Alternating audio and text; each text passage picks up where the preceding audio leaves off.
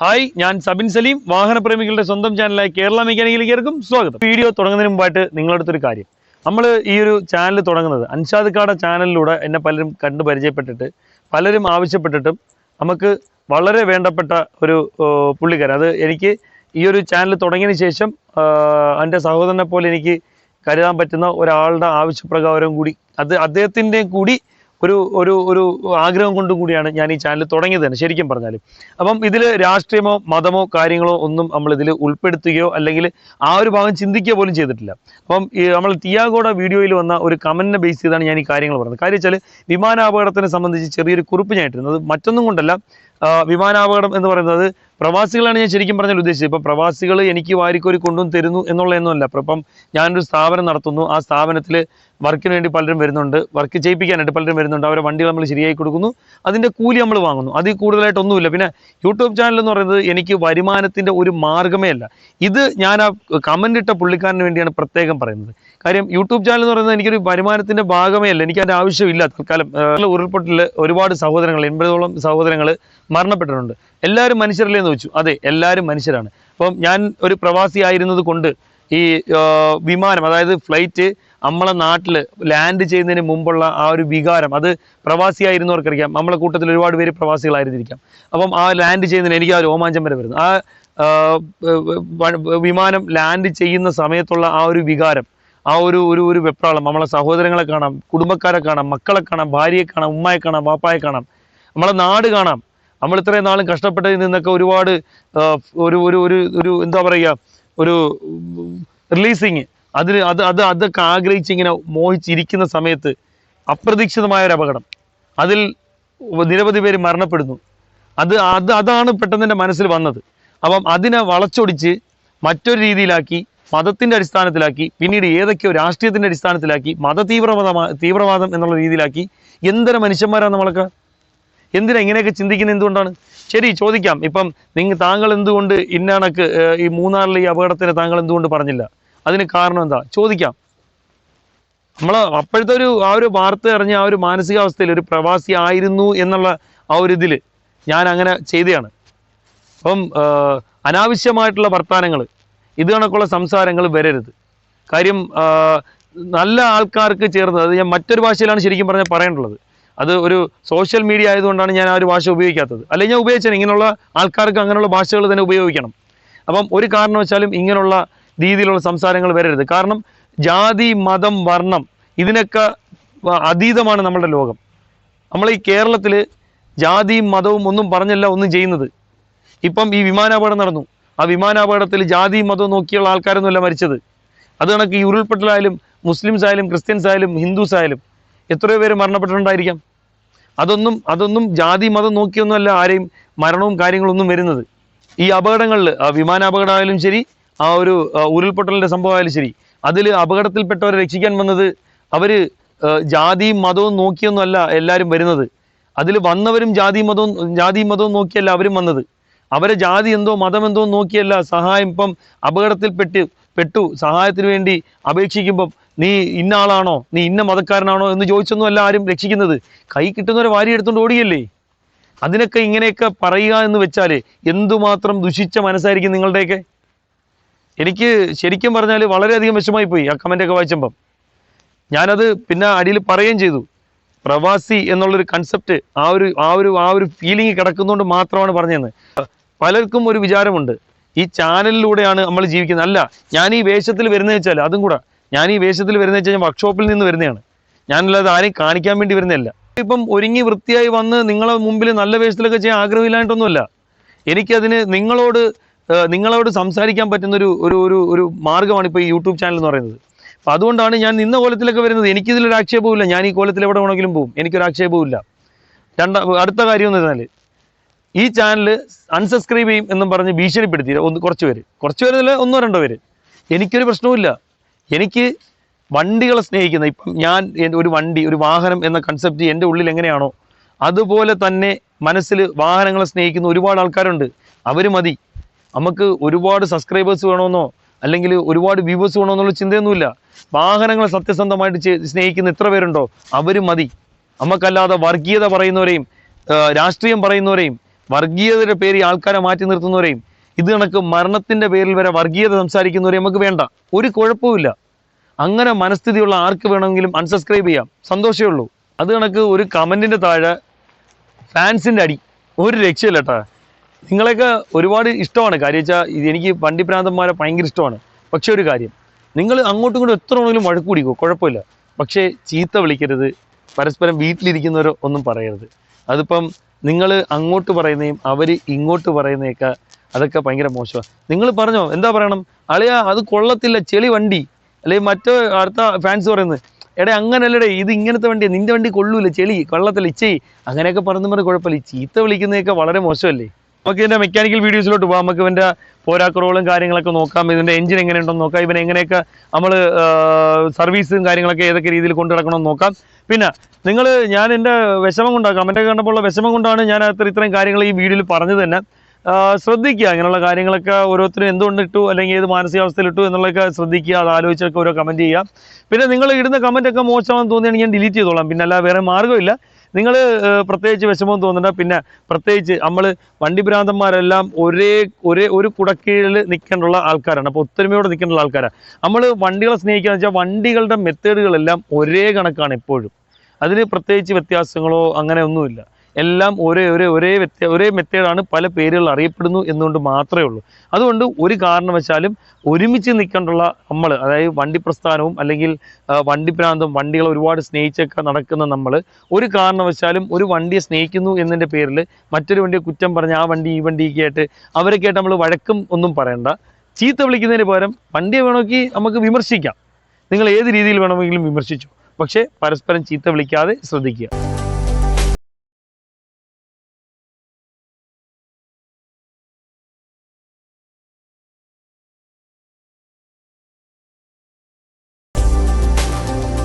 തീർച്ചയായിട്ടും ഈ ഒരു വാഹനത്തിന്റെ കാര്യം പറയുകയാണെങ്കിൽ നമ്മൾ ഒരുപാട് നാളായിട്ട്, അതായത് കുറേ വർഷങ്ങളായിട്ട് നമ്മൾ ഈ ഒരു വാഹന ഫീൽഡിലുള്ള നല്ലൊരു വണ്ടിയാണ് വാഗണർ എന്ന് പറയുന്നത്. ഈ വാഗണർ കാഴ്ചയ്ക്കൊക്കെ ഒരു കുഞ്ഞു വാഹനമാണെങ്കിൽ തന്നെയും ഇന്റീരിയർ, അതായത് അകത്തുള്ള ആ ഒരു സ്പേസും കാര്യങ്ങളൊക്കെ ഒരുപാട് വിശാലമാണ്. ശരിക്കും പറഞ്ഞാൽ ഒരു നല്ല ഒരു ഫാമിലി കാറാണ് ഈ ഒരു വണ്ടി, അതായത് ഒരു കുടുംബത്തിന് ഉപയോഗിക്കാൻ പറ്റിയ നല്ലൊരു വാഹനം. ഇത് ഒരു ഡ്രൈവേഴ്സ് കാർ എന്ന് പറയാൻ പറ്റത്തില്ല. കാരണം എന്ന് വെച്ചാൽ ഒരു 1000 ക്യൂബിക് കപ്പാസിറ്റി ഉള്ള വെറും 3 സിലിണ്ടറാണ് ഇതിൽ വരുന്നത്. അതിൻ്റെതായ കുറേ പോരായ്മകളും വിറയലും കാര്യങ്ങളൊക്കെ നമ്മൾ ഈ ഒരു വാഗണറിനുണ്ട്. ഞാൻ ടിയാഗോയുടെ വീഡിയോയിൽ പറഞ്ഞ കണക്ക് തന്നെ 3 സിലിണ്ടർ വരുന്ന എല്ലാ ഡീസൽ പെട്രോൾ വാഹനങ്ങൾക്കും സാധാരണഗതിയിൽ അല്പം വിറയൽ കൂടുതൽ കാണിക്കാറുണ്ട്. അപ്പം അത് ആ ഒരു വിഷയം ഇവനിലും ഉണ്ട്. പിന്നെ ഇവന് ചെലവിൻ്റെ ഒരു ഭാഗം വെച്ചും അത് കണക്ക് പെട്ടെന്ന് സർവീസ് വരത്തില്ല, അങ്ങനൊരു കാര്യങ്ങൾ വെച്ചിട്ടും, പിന്നെ അത് കണക്ക് സ്പേസ് അങ്ങനെയുള്ള കാര്യങ്ങളൊക്കെ വെച്ചിട്ട് ഈ ഫാമിലി കാറായിട്ട് നമ്മളെ ജനങ്ങൾ നെഞ്ചിലേറ്റിയ ഒരു വാഹനം തന്നെയാണ്. ഇതിൻ്റെ എഞ്ചിൻ ഒന്ന് പരിചയപ്പെടാം. അപ്പോൾ നമുക്ക് ബോണറ്റ് ഒന്ന് പൊക്കി നോക്കാം. ബോണറ്റ് പൊക്കി നോക്കുമ്പോഴത്തേക്ക് ഇതൊരു കെ സീരീസ് എഞ്ചിനാണ്, അതായത് 1000 ക്യൂബിക് കപ്പാസിറ്റി വരുന്ന ഒരു കെ സീരീസ് എഞ്ചിനാണ്. നമ്മളെ കേട്ടണിലൊക്കെ വരുന്ന പോലത്തെ സെയിം എഞ്ചിൻ തന്നെയാണ് നമ്മളെ വണ്ടിയിലും വരുന്നത്. ഇതിൻ്റെ ടൈമിംഗ് ചെയിനാണ്, ഇതിന് ടൈമിംഗ് ഡ്രൈവും കാര്യങ്ങളൊക്കെ വരുന്നത് ചെയിൻ ഡ്രൈവ് ആണ് വരുന്നത്. ഇതിൻ്റെ ഉള്ളിൽ ഒരു ചെയിൻ ഡ്രൈവ് ആണ്. കെ സീരീസ് വാഹനങ്ങളിൽ വരുന്ന ആ ഒരു പെർഫോമൻസ് തന്നെയാണ് നമ്മൾ ഈ ഒരു വാഗണറിലും കാണിക്കുന്നത്. പിന്നെ നമ്മളെ കെ സീരീസിൽ വരുന്ന കുഞ്ഞു വാഹനങ്ങൾ, അതായത് വണ്ടിക്ക് ബോഡി വെയിറ്റും കാര്യങ്ങളൊക്കെ കുറഞ്ഞു വരുന്ന ഒരു സാഹചര്യത്തിൽ കൂടുതൽ പെർഫോമൻസ് നമ്മൾ എഞ്ചിൻ കാണിക്കും. അതേസമയം നമ്മൾ ഈ വാഗണർ വെച്ച് നോക്കുമ്പോഴത്തേക്ക് ഒരല്പം വെയിറ്റും കാര്യങ്ങളും വലിപ്പവും ഒക്കെ കൂടുതലാണ്. അതുകൊണ്ട് തന്നെ ഇതിൻ്റെ ഒരു ഘടന കൊണ്ട് തന്നെ ഇത്തിരി എയർ റെസിസ്റ്റ് കുറവാണ്. ഇതിന് ഒരു എയറോഡൈനാമിക് ഡിസൈൻ ഒക്കെ കുറവായതുകൊണ്ട് തന്നെ ഒരല്പം സ്പീഡിലൊക്കെ പോകുമ്പോഴത്തേക്കൊക്കെ നമുക്കൊരു ഇത്തിരി കംഫർട്ട് കുറവ് തോന്നാനൊക്കെ സാധ്യതയുണ്ട്. അപ്പം ഇതിൻ്റെ ബോക്സ് ഘടന ആയതുകൊണ്ട് തന്നെ നമുക്ക് ഒരിത്തിരി വളവുകൾ വീശിയെടുക്കാനും ഒക്കെ കുറച്ച് ബുദ്ധിമുട്ടുകളും കാര്യങ്ങളൊക്കെ വരാറുണ്ട്.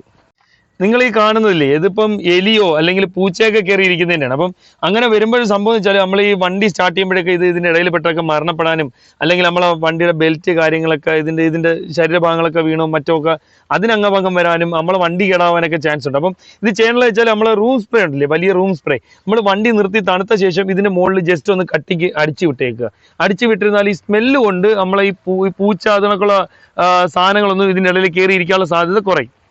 നോക്കാം, സ്റ്റാർട്ട് ചെയ്ത് നോക്കിയിട്ട് എൻ്റെ വിറയൽ എങ്ങനെയാന്ന് നോക്കാതെ സ്റ്റാർട്ട് ചെയ്തേ. ഇതാണ് ഈ വണ്ടിയുടെ വിറയൽ എന്ന് പറയുന്നത്. നമുക്ക് അത്യാവശ്യം സ്ലോ സ്പീഡിൽ അത്യാവശ്യം ബോഡിയിലൊക്കെ ഒരു വിറയൽ അനുഭവപ്പെടുന്നുണ്ട്. പക്ഷേ ഇതിൻ്റെ മൗണ്ടിങ്ങുകളുടെ ആ ഒരു പെർഫോമൻസ് കൊണ്ട് നമുക്ക് ബോഡിയിൽ വലിയ രീതിയിലുള്ള ആ ഒരു വിറയൽ വരത്തില്ല. ഈ ഒരു മൗണ്ടിങ് ഒക്കെ വളരെ പെട്ടെന്ന് കേടായി പോകാറുണ്ട്. വളരെ, അതായത് ഇതിപ്പം കാണുമ്പോൾ തന്നെ നിങ്ങൾക്ക് അറിയാൻ പറ്റും, വളരെയധികം സോഫ്റ്റ് ആയിട്ടുള്ള ഒരു മൗണ്ടിങ് ആണ് ഈ വരുന്നത്. ഈ എഞ്ചിൻ മൗണ്ടിങ് എന്ന് പറഞ്ഞാൽ വളരെയധികം സോഫ്റ്റ് ആയിട്ടുള്ള മെറ്റീരിയലാണ്. ഇപ്പം എഞ്ചിന്റെ സകൽ ഇപ്പം നല്ല രീതിയിലുള്ള വിറയിൽ നമ്മൾ എഞ്ചിൻ ഉണ്ടെങ്കിലും ഇത്രയും വിറയിൽ നമ്മൾ ബോഡിയിൽ വരുന്നില്ല. പക്ഷേ ഈ പ്രശ്നം എന്താണെന്ന് വെച്ചാൽ നമ്മൾ ഈ മൗണ്ടിങ്ങുകൾ സ്ഥിരമായിട്ട് പൊട്ടി പൊട്ടി പൊട്ടി പോകാറുണ്ട്. അത് കണക്ക് തന്നെ ഇതിൽ വരുന്ന എല്ലാ മൗണ്ടിങ്ങുകളും വളരെ സോഫ്റ്റ് ആയിട്ടൊരു മെറ്റീരിയലാണ് വരുന്നത്. ഇപ്പം നമ്മൾ AC ഓൺ ചെയ്തു.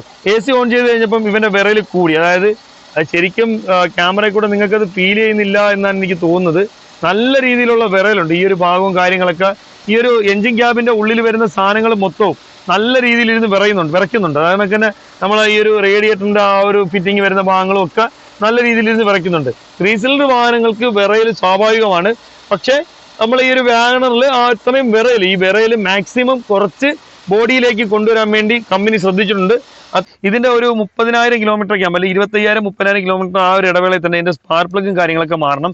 കൃത്യമായിട്ടുള്ള സർവീസ് അല്ല എന്നുണ്ടെങ്കിൽ ഉറപ്പായിട്ട് നമ്മൾ ഈ K സീരീസ് എഞ്ചിൻ നമുക്ക് പണി തരും. അത് കണക്ക് തന്നെ നമ്മളെ വണ്ടിയുടെ ആ ഒരു എഞ്ചിൻ ഓയിലും കാര്യങ്ങളൊക്കെ കൃത്യമായിട്ട് മാറണം. മാറിയില്ല എന്നുണ്ടെങ്കിൽ സ്ലെഡ്ജ്, അതായത് ഓയിൽ കട്ടിയായി അവിടെ ഇവിടെയൊക്കെ ഇരുന്നിട്ട് ഓയിൽ ഹോളൊക്കെ അടഞ്ഞ് ഇതിന്റെ ക്രാങ്ക് ഷാഫ്റ്റിന്റെയും കണക്ടിങ് റോഡിന്റെയൊക്കെ ബെയറിങ്സ് ഒക്കെ കേടായിട്ട് കട എന്നുള്ള അടിയും കാര്യങ്ങളൊക്കെ വന്ന് വണ്ടിയുടെ എഞ്ചിൻ CC ആവാൻ, അതായത് ജാം ആവാനുള്ള സാധ്യതകൾ കൂടുതലാണ്. അതുകൊണ്ട് തന്നെ നമ്മൾ കൃത്യമായിട്ട് ഒരു 7,000 മുതൽ 9,000 കിലോമീറ്ററിനകത്ത് നമ്മൾ ഓയിൽ മാറുന്നത് നല്ലതായിരിക്കും. 10,000 കിലോമീറ്റർ തികച്ച് ആക്കാൻ നിൽക്കണ്ട.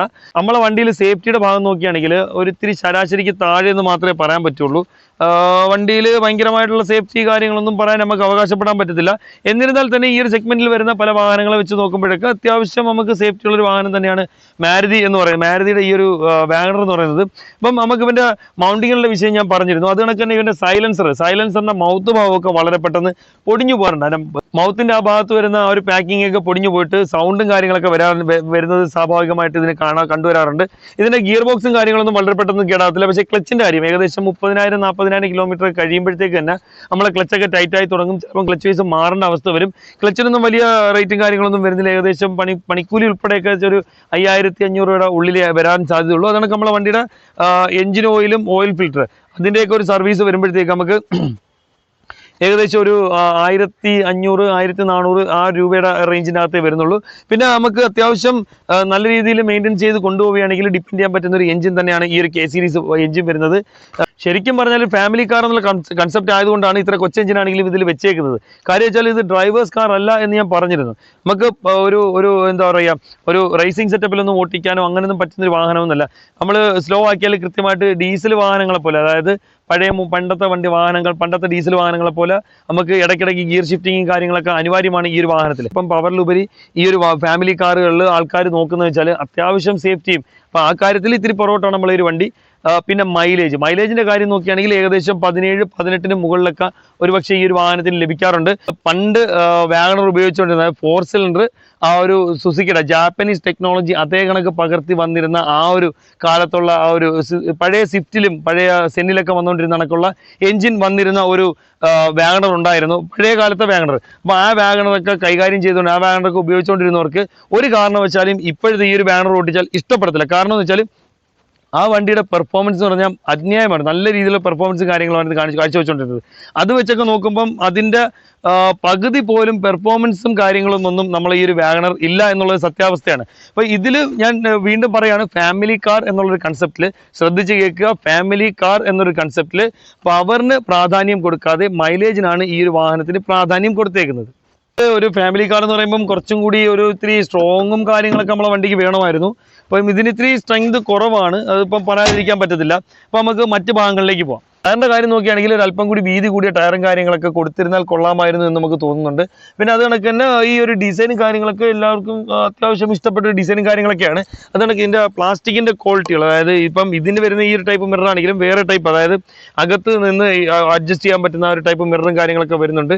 എന്നാൽ തന്നെ ഇതിൻ്റെ പ്ലാസ്റ്റിക് ക്വാളിറ്റികൾ, ഇപ്പം ഹാൻഡിലും കാര്യങ്ങളൊക്കെ നോക്കുകയാണെങ്കിൽ തന്നെയും ഇതിൻ്റെ പ്ലാസ്റ്റിക് ക്വാളിറ്റികൾ പൊതുവേ ഒരിത്തിരി ലോ ആയിരിക്കും. ഉപയോഗത്തിനനുസരിച്ചും ഓട്ടത്തിനനുസരിച്ചും അധികം ഉപയോഗിക്കുന്ന വാഹനമാണെങ്കിലൊക്കെ സൈലൻസർ പെട്ടെന്ന് ദ്രവിച്ചു പോയിട്ട് പോകുന്നതായിട്ട് കാണാറുണ്ട്. ബാക്കിൽ സസ്പെൻഷൻ വന്നിട്ട് ഞാൻ എല്ലാ വാഹനങ്ങളിലും പറയുന്ന കണക്ക് തന്നെ ഒരു ഡെഡ് ആക്സിൽ ഒരു ഷോക്ക് വിത്തൗട്ട് കോയിൽ ആ ഒരു സെറ്റപ്പിലാണ് വരുന്നത്. ബാക്കിലെ സസ്പെൻഷനൊക്കെ ഒരു ശരാശരി എന്ന് മാത്രമേ പറയാൻ പറ്റുള്ളൂ. ഫ്രണ്ടിലത്തെ സസ്പെൻഷൻ അത്യാവശ്യം നല്ല രീതിയിൽ നമുക്ക് പെർഫോമൻസ് കാണിക്കുന്നുണ്ട്. എങ്കിൽ തന്നെയും ബാക്കിലെ സസ്പെൻഷൻ ഒരു ശരാശരിയാണ്. അത്യാവശ്യത്തിന് അധികം ആളുകൾ കയറിയാൽ സസ്പെൻഷൻ ചിലപ്പം വർക്ക് ആവുന്നില്ല എന്ന് വരെ തോന്നുന്ന രീതിയിലൊക്കെ ആയിരിക്കും ഇതിൻ്റെ ഒരു പെർഫോമൻസ് ഡിഫറൻസ് വരുന്നത്. ഡിക്കി എന്ന് പറയുന്നത് നമുക്ക് ഇപ്പം ഒരു ഫാമിലി കാർ ആകുമ്പോഴത്തേക്ക് അത്യാവശ്യം ദൂരയാത്രയൊക്കെ പോകണമെങ്കിൽ ഈ ഒരു വണ്ടിയിൽ നമുക്ക് ഇത്തിരി അധികം സാധനങ്ങൾ വെക്കേണ്ട അവസ്ഥ വരാറുണ്ട്. അപ്പം നമുക്കൊരു ട്രിപ്പ് പോകുന്നു, ഇപ്പം ഒരു ചെറിയ ഫാമിലിയാണ്, നമ്മളൊരു ട്രിപ്പ് പോകുന്നു, അങ്ങനത്തെ സാഹചര്യം വരികയാണെങ്കിൽ നമുക്ക് അത്യാവശ്യം സാധനവും കാര്യങ്ങളൊക്കെ വെച്ചുകൊണ്ട് പോകാനുള്ളൊരു സ്പേസും കാര്യങ്ങളൊക്കെ നമ്മുടെ വണ്ടിയിൽ ഓൾറെഡി ഉണ്ട്. നമുക്ക് ഇനി ഇവനെ ചെറുതായിട്ട് ടെസ്റ്റ് ഡ്രൈവ് ചെയ്ത് നോക്കാം. പൊക്കമുള്ളൊരു വണ്ടി ആണെങ്കിൽ തന്നെ, ഇപ്പം കാഴ്ചയ്ക്ക് പൊക്കമുള്ളൊരു വണ്ടി ആണെങ്കിൽ തന്നെ നമ്മൾ കയറുമ്പോഴത്തേക്ക് ഈ താഴ്ചയിലിരിക്കുന്ന നമുക്ക് ഫീലിംഗ് ആണ് നമ്മൾ ഈ ഒരു വാഗണറിൽ വരുന്നത്. അത് നമുക്ക് ഒരിത്തിരി കംഫർട്ട് കുറവ് ഫീൽ ചെയ്യുന്നുണ്ട്. പിന്നെ അത് കണക്ക് നല്ല ഹെഡ് റൂഫ് നമുക്ക് ഫീൽ ചെയ്യുന്നുണ്ട്. ഫീൽ ചെയ്യല്ല, നല്ല ഹെഡ് റൂഫ് കമ്പനി കൊടുത്തിട്ടുണ്ട്. ഈ സീറ്റിംഗ് പൊസിഷൻ ഒരു അല്പം കൂടി നമുക്ക് പൊക്കം ഉണ്ടായിരുന്നെങ്കിൽ കുറച്ചും കൂടി ഒരു രസമായിരിക്കും ഈ വണ്ടി ഓട്ടിക്കാനൊക്കെ ആയിട്ട്. പിന്നെ ഇന്റീരിയർ കാര്യങ്ങളൊക്കെ നോക്കുകയാണെങ്കിൽ വലിയ രീതിയിലുള്ള ബോറും കാര്യങ്ങളൊന്നും ഇല്ല തൽക്കാലം. പിന്നെ അത് കണക്ക് തന്നെ നമ്മളെ ക്ലച്ചിന്റെ ഒരു കാര്യം നോക്കുകയാണെങ്കിൽ ചെറിയൊരു ജെർക്കിംഗ് ഫീൽ ചെയ്യുന്നുണ്ട്. നമ്മളെ വണ്ടി ഇപ്പം പുതിയ വണ്ടിയാണെങ്കിലും വലിയ ഓട്ടോ ഇല്ലാത്ത വണ്ടിയാണെങ്കിൽ തന്നെയും ഇനി എന്തെന്ന് പറഞ്ഞാലും അത്യാവശ്യം ജെർക്കിംഗ് ഫീൽ ചെയ്യുന്നുണ്ട്. ചെറിയൊരു മെഷ് ചെയ്യുന്ന ആ ഒരു ക്ലച്ച് പ്രഷർ പ്ലേറ്റ് മെഷ് ചെയ്യുന്ന ഭാഗം വരുമ്പോഴത്തേക്ക് ചെറിയൊരു ജെർക്കിംഗ് നമുക്ക് ഫീൽ ചെയ്യുന്നുണ്ട്. ഈ ജെർക്കിംഗ് കൂടി വന്നിട്ട് ക്ലച്ച് ജാമായി, അതായത് ക്ലച്ച് ജാം എന്ന് ഉദ്ദേശിക്കുന്നത് ക്ലച്ച് ടൈറ്റ് ആയി തുടങ്ങും. ആ സമയം ആകുമ്പോഴത്തേക്ക് നമുക്ക് ഈ ക്ലച്ച് വൈസ് മാറേണ്ട ഒരു അവസ്ഥ വരും. അതുകൊണ്ട് തന്നെ നമ്മളെ ബ്രേക്ക് എന്ന് പറഞ്ഞാലൊക്കെ ശരാശരിയാണ്, ഒരു ഭയങ്കര പവർഫുൾ ആയിട്ടുള്ള ബ്രേക്ക് ഒന്നും ഇല്ല, എന്നാലും നമുക്ക് നല്ല രീതിയിലുള്ള ഒരു പെർഫോമൻസും കാര്യങ്ങളൊക്കെ തരുന്ന ബ്രേക്കാണ്. നമുക്കിനി ഈ വണ്ടി ഒന്ന് സ്റ്റാർട്ട് ചെയ്ത് നോക്കാം.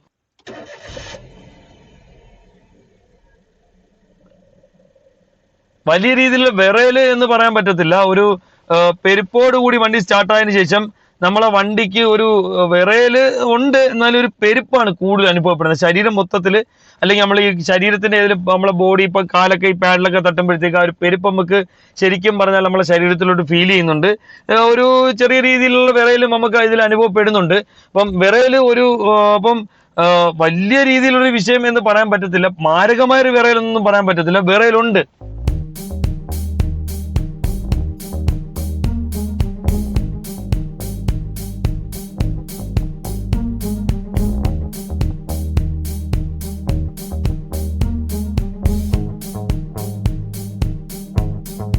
ഒരു പെർഫോമൻസിന്റെ കാര്യം തന്നെ സംസാരിക്കാം. നമ്മൾ സഡൻ ആയിട്ട് കാല് കൊടുക്കുമ്പോൾ വണ്ടി പെർഫോമൻസ് കാണിക്കുന്നുണ്ട്, അതായത് ഫസ്റ്റ് ഗിയറിലും സെക്കൻഡ് ഗിയറിലും മാത്രമേ അതുള്ളൂ. പിന്നെ അടുത്ത ഗിയറിലേക്ക് പോകുമ്പോഴത്തേക്ക് ആ ഒരു പെർഫോമൻസിൽ ഭയങ്കരമായിട്ട് ലാഗ് വരുന്നുണ്ട്. നമ്മൾ ഇത്തിരി കാല് കൊടുത്ത് വണ്ടി ഓടി മാത്രമേ വണ്ടി ഇപ്പം 60 എന്നുള്ളത് 70ലേക്കും 80ലേക്കും ഒക്കെ വരുന്നുള്ളൂ. അപ്പൊ ഇത്തിരി സമയം എടുക്കുന്നുണ്ട്. ഫസ്റ്റിലും സെക്കൻഡിലൊക്കെ നമ്മൾ കാല് കൊടുക്കുന്ന വണ്ടി ഇത്തിരി വലിച്ചുകൊണ്ട് പോകുന്ന ഒരു ഫീലിംഗ് നമുക്ക് വരുന്നുണ്ട്. വണ്ടിയൊക്കെ ഇത്തിരി ഓടി ചൂടായി കഴിയുമ്പോഴത്തേക്ക് ഇത്തിരി വിറയൽ കൂടുതലായിട്ട് കാണിക്കുന്നുണ്ട്. പൊതുവെ ഈ ഒരു 3 സിലിണ്ടർ വാഹനത്തിന് വരുന്ന ഒരു പ്രശ്നം തന്നെയാണ്. ഈ ഒരു മാരുതി സെലറിയോക്ക് ആണെങ്കിലും അത് കണക്ക് കെ സീരീസ് K10 ആണെങ്കിലും ഒക്കെ നമ്മളെ ഈ ഒരു വിറയലും കാര്യങ്ങളൊക്കെ അനുഭവപ്പെടുന്നുണ്ട്. ഇപ്പം 3 സിലിണ്ടർ വാഹനങ്ങൾ ഞാൻ വീണ്ടും എടുത്തു പറയാണ്, 3 സിലിണ്ടർ വാഹനങ്ങൾക്ക് പൊതുവെ കണ്ടുവരുന്ന ഒരു പ്രശ്നമാണ് ഈ ഒരു വിറയൽ എന്ന് പറയുന്നത്. നമുക്ക് ഈ വണ്ടി പെട്ടെന്നൊന്ന് കാല് കൊടുത്ത് നോക്കാം. നമ്മൾ സഡനായിട്ട് കാല് കൊടുക്കുമ്പോഴത്തേക്ക് വണ്ടി ഒരിത്തിരി ഇരച്ചേ കയറുന്നുള്ളൂ, അതായത് വണ്ടി ഇത്തിരി ഓവർ റേസൊക്കെ ആയിട്ടേ വണ്ടി ഇത്തിരി കയറുന്നുള്ളൂ. അതിപ്പം ഇത്തിരി ഓടിയ വാഹനം ആയതുകൊണ്ടായിരിക്കാം എരപ്പിന്റെ സൗണ്ട് ഒരു ഇത്തിരി കൂടുതലായിട്ട് തോന്നുന്നത്. പക്ഷെ ഉറപ്പായിട്ട് എത്ര കെയർ ആയിട്ട് യൂസ് ചെയ്ത വാഹനം എന്ന് പറഞ്ഞാൽ തന്നെയും ഉറപ്പായിട്ടും ഈ ഒരു വാഹനങ്ങൾ, അതായത് ഈ ഒരു വാഗണാർ 1 ലിറ്റർ 3 സിലിണ്ടർ വരുന്ന വാഹനങ്ങളിലെല്ലാം തന്നെ ഈ ഒരു ഞാൻ പറഞ്ഞ പോലത്തെ ഒരു എരപ്പ് വന്നിട്ടേ വണ്ടി ഓടി കയറാറുള്ളൂ. പിന്നെ അതുപോലെ ഞാൻ നേരത്തെ പറഞ്ഞ കണക്കിന് ഫസ്റ്റ് ഗിയറിലും സെക്കൻഡ് ഗിയറിലും കുഴപ്പമില്ലാത്ത രീതിയിൽ വണ്ടി പെർഫോമൻസ് കാണിക്കും. ബാക്കിയുള്ള ഗിയറിലൊക്കെ നല്ല രീതിയിൽ ലാഗ് കാണിക്കുന്നുണ്ട്. വണ്ടിയുടെ ആക്സിലേറ്റർ കൊടുക്കുന്നതിനനുസരിച്ച് തന്നെ വണ്ടി പെർഫോമൻസ് കാണിക്കുന്നു എന്നൊന്നും പറയാൻ പറ്റത്തില്ല. ക്ലച്ചിന്റെ കാര്യമൊക്കെ ശരാശരിയാണ്, ചെറിയൊരു ജെർക്കിങ് കാര്യങ്ങളൊക്കെ നമുക്ക് ഫീൽ ചെയ്യുന്നുണ്ട്. നല്ലൊരു ബ്ലോക്കിലൊക്കെ നമുക്ക് കുറച്ചധികം നേരം വണ്ടി കൈകാര്യം ചെയ്യേണ്ടി വന്നാൽ ഒരു പക്ഷേ മുട്ടുവേദന പോലെയൊക്കെ സംഭവങ്ങൾ വന്നെന്ന് വരാം. അത് കണക്ക് തന്നെ ബ്രേക്കിന്റെ കാര്യം, ബ്രേക്ക് ഇപ്പം നിലവിൽ നമ്മൾ ഓട്ടിക്കുന്ന ആ ഒരു മോഡലൊന്നും ABS ഒന്നും അല്ല. അതുകൊണ്ട് തന്നെ ബ്രേക്കിംഗ് ഒരു ശരാശരി മാത്രമാണ്. ഇലക്ട്രിക്കൽ സ്റ്റിയറിംഗ് ബോക്സ് ആണ്. അതുകൊണ്ട് തന്നെ സാധാരണഗതിയിൽ മാരുതിയുടെ ഇലക്ട്രിക്കൽ സ്റ്റിയറിംഗ് ബോക്സും കാര്യങ്ങളൊക്കെ ഇത്തിരി അധികം സ്മൂത്ത് ആയിരിക്കും. പക്ഷെ എന്തുകൊണ്ടോ ഈ ഒരു മോഡലിന്, അതായത് ഈ എല്ലാ വാഗണറിന്റെയും കാര്യമല്ല പറയുന്നത്, ഞാനിപ്പം പറയുന്നത് നമ്മൾ കൂടുതലും പഴയ വണ്ടികളാണ് റിവ്യൂ. അപ്പം പഴയ വണ്ടികൾ എന്നുള്ള രീതിയിൽ മാത്രമേ എടുക്കാവുള്ളൂ നമ്മൾ പറയുന്നേക്കാം. അപ്പൊ ഇതിന് ഒരിത്തിരി സ്റ്റിയറിംഗ് ഒരല്പം ടൈറ്റ് കാണിക്കും, ആ വാഗണറിന് ഒരല്പം സ്റ്റിയറിംഗ് ടൈറ്റ് കാണിക്കും. പിന്നെ വാഗണറുമായിട്ട് ചില കസ്റ്റമേഴ്സ്, അതായത് ചില നമ്മളെ വർക്ക്ഷോപ്പിൽ വരുന്ന വണ്ടിക്കാർ പറയാറുണ്ട്, വണ്ടിക്ക് വിറയലുണ്ട്, വണ്ടി ഇങ്ങനെ കാല് കൊടുത്തെടുക്കുമ്പോഴൊക്കെ വിറയലുണ്ട്, അല്ലെങ്കിൽ സ്റ്റിയറിംഗിന് ചെറിയ ടൈറ്റ് ഉണ്ട്. അത് കണക്ക് ഒരിത്തിരി എന്തോ ഒരു കട്ടി കണക്ക്, അതായത് സസ്പെൻഷൻ ഭാഗത്തൊക്കെ ഒരിത്തിരി എന്തോ ഒരു കട്ടി കണക്കൊക്കെ ഫീൽ ചെയ്യുന്നുണ്ടെന്നൊക്കെ പറയാറുണ്ട്. അതൊക്കെ സാധാരണ ഒരു വാഗണറിന് വരുന്ന ഒരു സ്വഭാവങ്ങൾ തന്നെയാണ്. മാരുതിയിലുള്ള തന്നെ മറ്റ് വാഹനങ്ങളെ വെച്ച് കമ്പയർ ചെയ്യുകയാണെങ്കിൽ ഇതിന്റെ ആക്സിൽ ഇത്തിരി പെട്ടെന്ന് കേടായി പോകാറുണ്ട്. ആക്സില് സൗണ്ട് കൂടുതൽ കാണിക്കാറ്. എനിക്ക് തോന്നുന്നു നമുക്ക് കൂടുതലും വരുന്നത് വാഗണറുകളാണ്. ആക്സിലൊക്കെ കംപ്ലൈന്റ് ആയിട്ട് കൂടുതലും വരുന്ന വാഗണറുകളാണ്.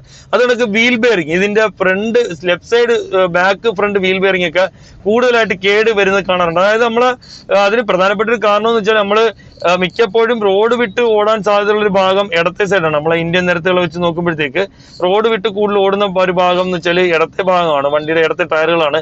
അതുകൊണ്ടായിരിക്കാം ഇടത്തെ സൈഡിലുള്ള ഭാഗത്തുള്ള സസ്പെൻഷനും ഇടത്തെ ഭാഗത്തുള്ള ബെയറിംഗ് ഒക്കെ ഇത്തിരി പെട്ടെന്ന് നമുക്ക് കംപ്ലൈന്റ് ആയി തോന്നുന്നത്. നല്ലൊരു ഫാമിലി കാർ ആയിട്ട് ശരിക്കും പറഞ്ഞാൽ ഈ ഒരു വാഗണറിനെ ഉപയോഗിക്കാം. സെക്കൻഡ് ഹാൻഡ് വാഗണർ എടുക്കാൻ താല്പര്യമുള്ളവർ, ഇപ്പം ഒരുപാട് പേര് താല്പര്യപ്പെട്ട് നിൽക്കുന്നുണ്ടായിരിക്കും സെക്കൻഡ് ഹാൻഡ് വാഗണർ. കാര്യം വെച്ചാൽ സ്പേസും മൈലേജും കാര്യങ്ങളൊക്കെ വെച്ച് നോക്കുമ്പോഴത്തേക്ക് നമുക്ക് ഈ വണ്ടിയുടെ വിറയിലും അത് കണക്ക് വണ്ടിയുടെ ചെറിയ ചെറിയ പോരാക്കുറവുകളൊക്കെ കണ്ടില്ല എന്ന് വേണമെങ്കിൽ നടിക്കാം. അപ്പം ഒരുപാട് പേര് വാഗണർ ഉപയോഗിക്കുന്നുണ്ട്. വാഗണർ നല്ലൊരു ഫാമിലി കാറാണ്.